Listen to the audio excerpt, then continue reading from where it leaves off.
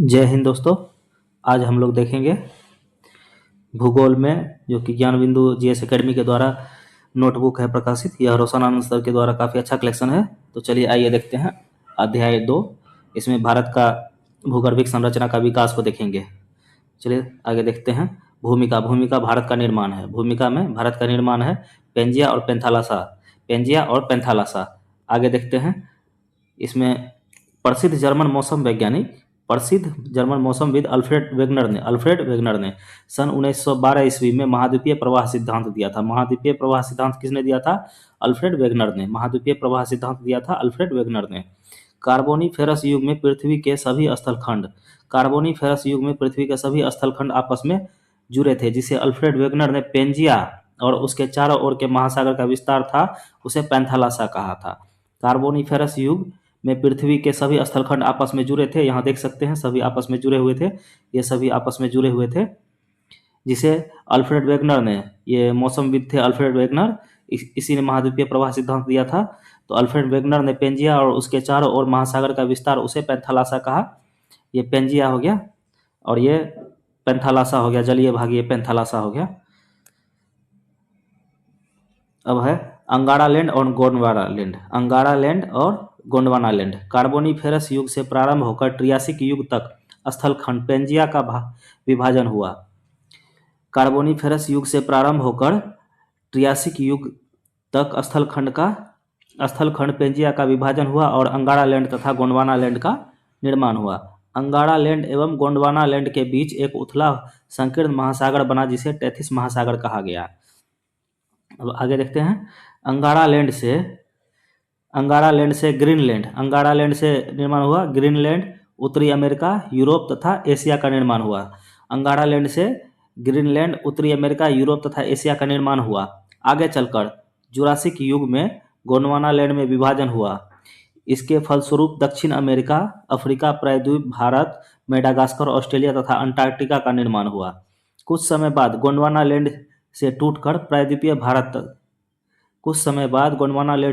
प्रायद्वीपीय भारत का उत्तरी की ओर प्रवाह होने के कारण हिंद महासागर का क्षेत्र खुला। इसके आगे देखते हैं। यहाँ नक्शा में समझाया गया है कैसे टूटकर आपस में जुड़ा है। प्रायद्वीपीय भारत के उत्तर की ओर विस्थापन और यूरेशियन प्लेट के टकराने के कारण महान हिमालय और उसके पश्चात उत्तरी विशाल मैदान का निर्माण हुआ। प्रायद्वीपीय भारत के उत्तर की ओर विस्थापन और यूरोपियन प्लेट से टकराने के कारण महान हिमालय और उसके पश्चात उत्तरी विशाल मैदान का निर्माण हुआ। भारत का भूगर्भिक संरचना को देखेंगे। भारत का भूगर्भिक संरचना किसी भी देश की भूगर्भिक संरचना के द्वारा उस देश के विभिन्न भागों में मिलने वाली चट्टानों की प्राकृतिक उसके स्वरूप की जानकारी प्राप्त होती है। किसी भी देश की भूगर्भिक संरचना के द्वारा उस देश के विभिन्न भागों में मिलने वाली चट्टानों की प्राकृतिक एवं उसके स्वरूप की जानकारी प्राप्त होती है। दूसरा पॉइंट है, भूगर्भिक संरचना की दृष्टि से भारत 3 भागों में विभाजित किया गया है। भूगर्भिक संरचना की दृष्टि से भारत को 3 भागों में विभाजित किया गया है। पहला है दक्षिण का प्रायद्वीपीय पठार, उसके बाद हिमालय, उत्तर का विशाल मैदान। दक्षिण का प्रायद्वीपीय पठार में गोंडवाना लैंड का भाग है। दक्षिण का प्रायद्वीपीय पठार जो है गोंडवाना लैंड का भाग है। और हिमालय, इसका निर्माण तृतीय कल्प में हुआ है। उत्पत्ति भारत और यूरेशियन प्लेट की टक्कर से। हिमालय का निर्माण हुआ है तृतीय कल्प में। इसकी उत्पत्ति भारतीय और यूरोशियन प्लेट की टक्कर से हुआ है।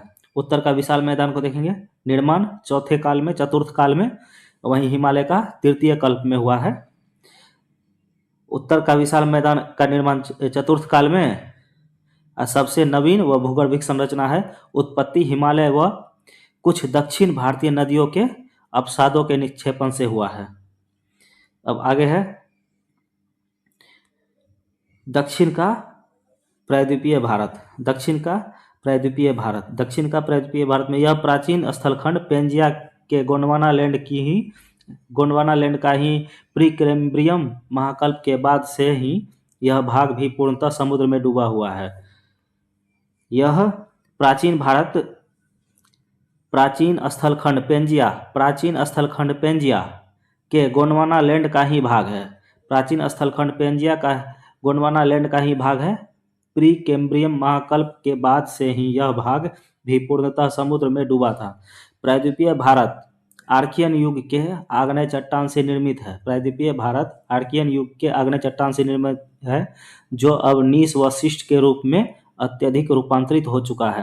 प्रायद्वीपीय भारत की संरचना, इसमें देखेंगे प्री कैम्ब्रियन महाकल्प की संरचना, दूसरा है पेलियोजोइक महाकल्प की संरचना, तीसरा है मेसोजोइक महाकल्प की संरचना। आइए इसके बारे में देखते हैं। प्री कैम्ब्रियन महाकल्प की संरचना में आर्कियन धारवाड़, पहला है आर्कियन धारवाड़ कुडप्पा विंध्यन। इसमें इसका ट्रिक है ADKV, ADKV, A Archaean, D Dharwar, K Cuddapah, V Vindhyan. याद रखेंगे ADKV आर्कियन धारवाड़ कुडप्पा विंध्यन। यह प्री कैम्ब्रियन महाकल्प का चट्टाने हैं। और पेलियोजोइक महाकल्प की संरचना में कार्बोनिफेरस एवं पर्मियन कल्प में तो गोंडवाना क्रम की चट्टान आएगा। इसमें ADKV के बाद पांचवा में गोंडवाना, ADKVG गोंडवाना, ADKVG गोंडवाना। याद रखने का ट्रिक है। अगला है मेसोजोइक महाकल्प की संरचना में दक्कन का पठार आ जाएगा, दक्कन ट्रेप आ जाएगा मेसोजोइक महाकल्प में। प्री कैम्ब्रियन महाकल्प में आर्कियन धारवाड़ कुडप्पा विंध्यन, पेलियोजोइक महाकल्प में गोंडवाना क्रम की चट्टानें, मेसोजोइक महाकल्प में दक्कन का ट्रेप। अब आर्कियन चट्टान के बारे में पढ़ना है, देखते हैं। आर्कियन क्रम की चट्टानें, आर्कियन क्रम की चट्टानें पृथ्वी पर सबसे पहले लावा, मैग्मा आदि के ठंडा होने के बाद जो संरचना का विकास हुआ वे आर्कियन कहलाया। यह ग्रेनाइट व नीस के निर्माण, ग्रेनाइट व नीस से निर्मित है। यह ग्रेनाइट और नीस से निर्मित है। आर्कियन चट्टान में जीवाश्म नहीं पाए जाते हैं। आर्कियन चट्टान में याद रखेंगे जीवाश्म इसमें नहीं मिलता है, क्योंकि उस समय तक पृथ्वी पर जीवों की उत्पत्ति नहीं हुई थी। आर्कियन चट्टान का जिस समय निर्माण हुआ था उस समय तक जीवों की उत्पत्ति नहीं हुई थी, जिसके कारण इसमें जीवाश्म नहीं पाया जाता है। अगला पॉइंट है, यह चट्टान धात्विक व अधात्विक खनिज की दृष्टि से महत्वपूर्ण है। आर्कियन क्रम का चट्टान जो है धात्विक और अधात्विक दृष्टिकोण से महत्वपूर्ण है, लेकिन आर्थिक दृष्टि से इसका दोहन अत्यंत कठिन है। अगला है आर्कियन चट्टान मुख्यतः कर्नाटक, तमिलनाडु, छोटा नागपुर का पठार, बुंदेलखंड, दक्षिण पूर्वी राजस्थान, ओडिशा, मेघालय का पठार आदि में पाया जाता है। आर्कियन चट्टान मुख्यतः कर्नाटक, तमिलनाडु, छोटा नागपुर का पठार, बुंदेलखंड, दक्षिण पूर्वी राजस्थान, ओडिशा, मेघालय का पठार आदि में पाया जाता है। अब अगला है धारवाड़ क्रम की चट्टानें। धारवाड़ क्रम ADKV में A आर्कियन पढ़ ली। अब D धारवाड़।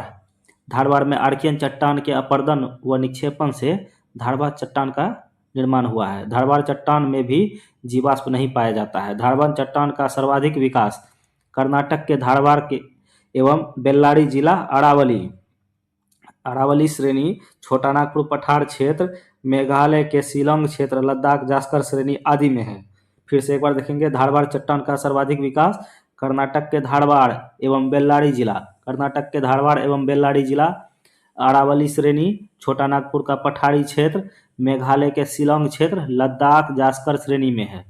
अगला पॉइंट है, भारत की सर्वाधिक खनिज भंडार धारवाड़ क्रम के चट्टान में मिलता है। भारत का सर्वाधिक खनिज भंडार धारवाड़ क्रम के चट्टान में मिलता है। उसका दोहन भी आसान है। धारवाड़ क्रम के चट्टान में सर्वाधिक खनिज भंडार है भारतीय, और उसका दोहन आसान है। वहीं आर्कियन में उसका दोहन थोड़ा कठिन है। प्रमुख खनिज में धारवाड़ क्रम के चट्टानों में प्रमुख खनिज देखेंगे तो लौह अयस्क, मैग्नीज, सोना, चांदी, अभ्रक, तांबा आदि की प्राप्ति होती है धारवाड़ क्रम की चट्टान से। अब कुडप्पा क्रम की चट्टान के देखेंगे। कुडप्पा क्रम में निर्माण इसका आर्कियन एवं धारवाड़ चट्टान के अपर्दन व निक्षेपण से कुडप्पा क्रम के चट्टान का निर्माण हुआ है। कुडप्पा क्रम में भी जीवाश्म का अभाव है। कुडप्पा चट्टान में भी जीवाश्म का अभाव है। सर्वाधिक विकास आंध्र प्रदेश के कुडप्पा क्षेत्र में तथा अन्य स्थल कृष्णा घाटी, नल्लामलाई पहाड़ी, अरावली पर्वतीय क्षेत्र, छोटा नागपुर के पठारी क्षेत्र आदि।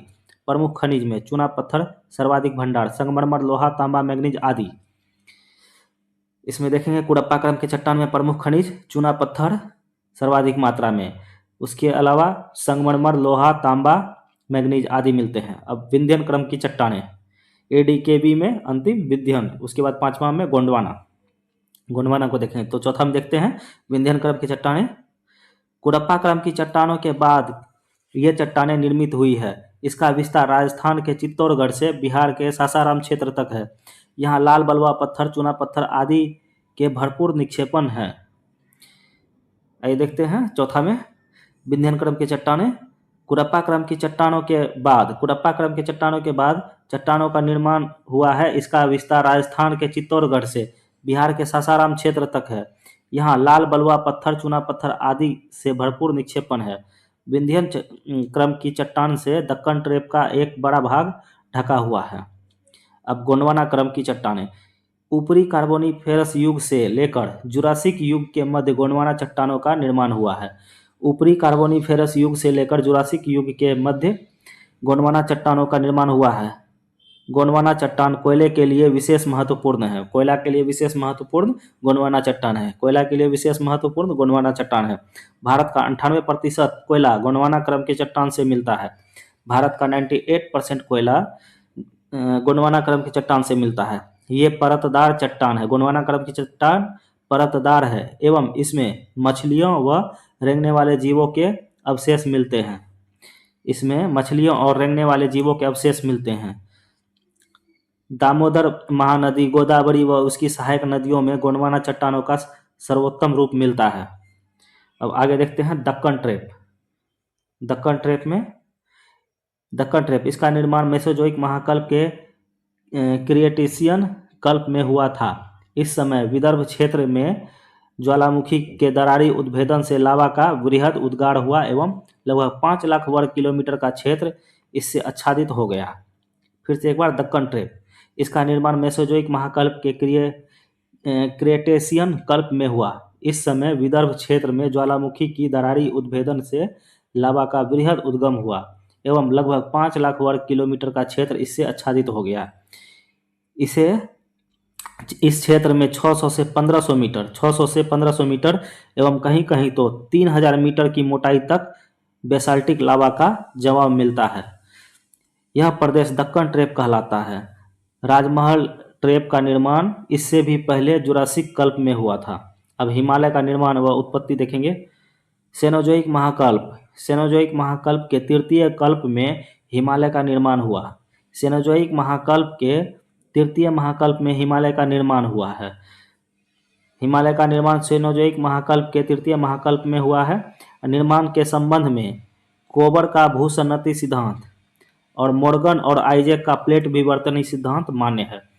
तो हिमालय के निर्माण में 2 सिद्धांत दिए हैं, एक कोबर और मोर्गन और आइजैक ने दिया है। इन दोनों का सिद्धांत जो है सर्वमान्य माना जाता है। आइए आगे देखते हैं कोबर का भूसन्नति सिद्धांत। कोबर ने भूसन्नति को पर्वतों का पालना कहा। ये भूसन्नति लंबे, सकड़े व छिछले जलीय भाग है। कोबर का भूसन्नति सिद्धांत, कोबर ने भूसन्नति को पर्वतों का पालना कहा।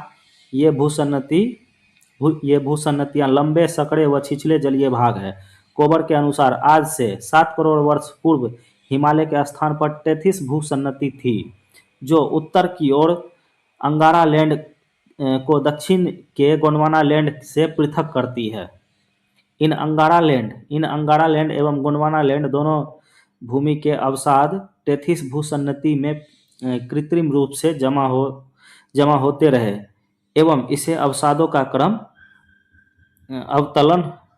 अवतलन होता रहा, जिससे परिणाम स्वरूप दोनों संलग्न अग्रभूमियों में दबाव जनित भूसंचलन उत्पत्ति हुआ, जिससे क्युनलुन एवं हिमालय काराकोरम श्रेणियों का निर्माण हुआ। वलन से अप्रभावित यह अल्प प्रभावित मध्यवर्ती क्षेत्र तिब्बत का पठार कहलाया। अब देखेंगे प्लेट विवर्तनी सिद्धांत में हिमालय की उत्पत्ति की सबसे उपयुक्त व्याख्या प्लेट विवर्तनी सिद्धांत कहलाता है। इसका प्रतिपादन दिया है मोर्गन और आइजैक ने। आइए देखते हैं मोर्गन और आइजैक का प्लेट विवर्तनी सिद्धांत।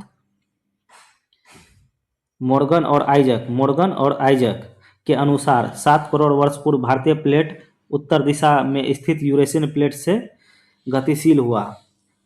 2 से 3 करोड़ वर्ष पूर्व भारतीय प्लेट यूरेशियन प्लेट से टकराया, जिसे टेथिस महासागर के अवसादों में वलन पड़ने लगा एवं हिमालय का उत्थान प्रारंभ हो गया। सेनोजोइक महाकल्प के इयोसीन व ओलियोसीन कल्प में वृहद हिमालय का निर्माण हुआ। मायोसीन कल्प में पोटवार क्षेत्र के अवसादों के वलन से लघु हिमालय बना। शिवालिक श्रेणी का निर्माण वृहद हिमालय एवं लघु हिमालय के द्वारा लाए गए अवसादों के वलन से प्लायोसीन महाकल्प में हुआ। वहाँ क्वाटरनरी अर्थात नियोजोइक महाकल्प के प्लीस्टोसीन हेलोसीन कल्प में भी इसका निर्माण होता रहा। अब देखेंगे आगे हिमालय एवं अगला पॉइंट है हिमालय एक युवा पर्वत है। हिमालय एक युवा पर्वत है जिसका उत्थान अभी भी जारी है। हिमालय के क्षेत्र में आने वाले भूकंप हिमालयी नदियों के निरंतर होते मार्ग परिवर्तन एवं पीर पंजाल श्रेणी में 1500 से 1580 मीटर की ऊंचाई पर मिलने वाले झील निक्षेपण करेवा हिमालय के उत्थान के अभी भी जारी होने की ओर संकेत देता है। फिर से एक बार देखेंगे हिमालय एक युवा पर्वत है, इसका उत्थान अभी भी जारी है। इसका उत्थान अभी भी जारी है। हिमालय के क्षेत्र में आने वाले भूकंप हिमालयी नदियां के निरंतर होते मार्ग परिवर्तन एवं पीर पंजाल श्रेणी में 1500 से 1580 मीटर ऊंचाई पर मिलने वाले झील निक्षेपण करेवा हिमालय के उत्थान के अभी भी जारी रहने का संकेत है। आगे देखते हैं उत्तर भारत का विशाल मैदान। उत्तर भारत का विशाल मैदान। उत्तर भारत के विशाल मैदानी भाग का निर्माण क्वाटरनरी यानी चतुर्थ या नियोजोइक महाकल्प में हुआ है। उत्तर भारत का विशाल मैदान चतुर्थ यानी नियोजोइक महाकल्प के प्लीस्टोसीन एवं हेलोसीन कल्प में हुआ है। यह भारत की नवीनतम भूगर्भिक संरचना है। उत्तर भारत का विशाल मैदान भारत की नवीनतम भूगर्भिक संरचना है। यह टेथिस भूसन्नति के निरंतर संकरा व छिछला होने एवं हिमालयी व कुछ दक्षिणी भारतीय नदियों द्वारा लाए गए अवसादों के जमाव से मैदान का निर्माण हुआ है। इसके पुराने जलोढ़ मिट्टी बांगड़, पुराने जलोढ़ मिट्टी को बांगड़, पुराने जलोढ़ मिट्टी बांगड़, पुराने जलोढ़ मिट्टी बांगड़ और नए जलोढ़ मिट्टी खादर कहलाते हैं। इस मैदानी भाग में प्राचीन वन प्रदेश के दब जाने से कोयला और पेट्रोलियम क्षेत्र का निर्माण हुआ है। फिर से एक बार इसका देखेंगे। इसके पुराने जलोढ़ मिट्टी को बांगड़, पुराने जलोढ़ मिट्टी को बांगड़ एवं नए जलोढ़ मिट्टी को खादर कहते हैं। इस मैदानी भाग में प्राचीन वन प्रदेशों के दब जाने से कोयला और पेट्रोलियम क्षेत्र का निर्माण मिलते हैं। यह मैदान पश्चिम में सिंधु नदी से लेकर पूर्व में ब्रह्मपुत्र नदी तक फैला हुआ है। यह मैदान पश्चिम से पूर्व तक लगभग 3200 किलोमीटर, पश्चिम से पूर्व तक 3200 किलोमीटर, पश्चिम से पूर्व तक 3200 किलोमीटर तथा लगभग 150 से 300 मीटर चौड़ा है। चौड़ाई इसका 150 से 300 मीटर है। पश्चिम से पूर्व तक 3200 मीटर हो गया और इसका मोटाई जो है वो 150 से 300 किलोमीटर चौड़ा विस्तृत है। उत्तर के मैदान को राजस्थान का मैदान कहते हैं। उत्तर के मैदान को राजस्थान का मैदान, पंजाब का मैदान, गंगा का मैदान और ब्रह्मपुत्र के मैदान में विभाजित किया गया है। उत्तर के मैदान को राजस्थान का मैदान, पंजाब का मैदान, गंगा का मैदान और ब्रह्मपुत्र के मैदान में विभाजित किया गया है। तो इसके साथ ही ये चैप्टर 2 खत्म हो गया है। अब इसका ऑब्जेक्टिव मैं अपलोड कर दूंगा। आशा करता हूँ कि आप लोग इसे 1-2 बार देखेंगे और रिवीजन करेंगे। कैसा लगा आपको कमेंट कीजिएगा। धन्यवाद।